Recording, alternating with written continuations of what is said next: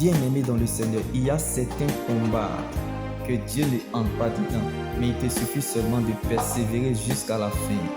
Comme Paul pouvait nous le dire, malgré sa vie de sanctification, d'obéissance à Dieu et sa bonne foi, il continuait toujours à souffrir dans son corps et pouvait nous le dire, mon corps porte la marque de la souffrance de Jésus. Alors attache-toi à ce que tu crois. À la parole de Dieu est la main puissante de Dieu sur ta vie. Comme Paul a combattu le bon combat, il a achevé la course et gardé la foi.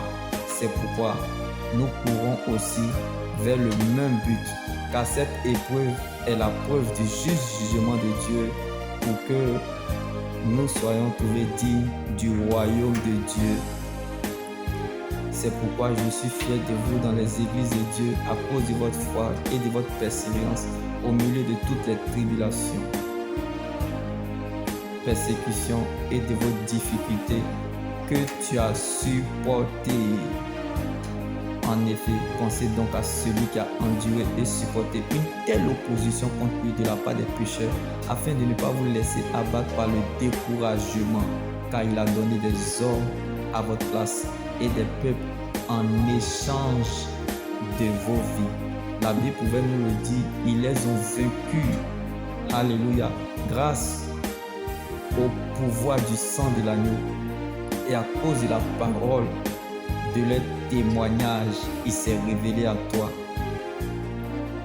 et il t'a choisi pour faire de toi son témoin de ce que tu as vu, de ce qu'il te montrera et de ce qu'il te ferait faire voir par la suite. C'est pourquoi nous poursuivons aussi notre course. Alléluia. Pour remporter le prix attaché à l'appel que Dieu nous a adressé dans le haut du ciel en union avec le Seigneur Jésus. Vois qu'il t'a gravé dans ses mains et tes murations constamment devant lui, comme il a dépouillé les autorités. Il les a livrés publiquement en spectacle avec les dominations, en triomphant d'elle à la croix. Qui a donc reconnu le bras de l'Éternel? La magie ne peut rien contre Jacob, ni la divination contre Israël. Car c'est un peuple qui se lève comme un lion et qui se dresse comme un lion. Il est venu libérer les captifs, renvoyer libres les opprimés, apporter aux déportés la liberté et aux prisonniers la délivrance. Comme le malheur atteint souvent le juste, mais l'Éternel en délivre toujours. Le malheur vient souvent, mais la délivrance est toujours. Les obstacles de la vie arrivent. La peur qu'on nous méprise arrive. La frustration qu'on nous insulte arrive. Mais nous ne regardons pas cela, car le seul regard dont nous avons besoin est le Seigneur Jésus. Alors mettons les caméras sur Jésus. Ne mets pas foi de ce que tu traverses, car ce qui est aujourd'hui peut changer demain.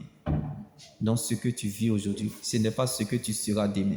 Jean-Baptiste a marché avec la parole de Dieu dans le désert. Jésus a marché avec la parole de Dieu à Gethsémani dans la solitude, à Golgotha dans l'oubli et en Galilée malgré la fête. David a marché avec la parole de Dieu dans la vallée. Alléluia. Daniel a marché avec la parole de Dieu dans la fosse au lion. Je ne sais pas là où tu te situes, mais il y avait une quatrième personne qui était avec Abednego, Shadrach et Meshach dans la fournaise de feu ardent. Si tu dois mourir dans sa présence, si tu ne sais où mettre ta tête ou quoi faire, merci le Dieu, car Jésus est dans ta fournaise. Alors attache-toi à ce que tu crois, même si le Seigneur ne t'a encore rien dit, mais je sais que tu dois garder ce qu'il t'a dit. La parole de Dieu est la main puissante de Dieu dans ta vie.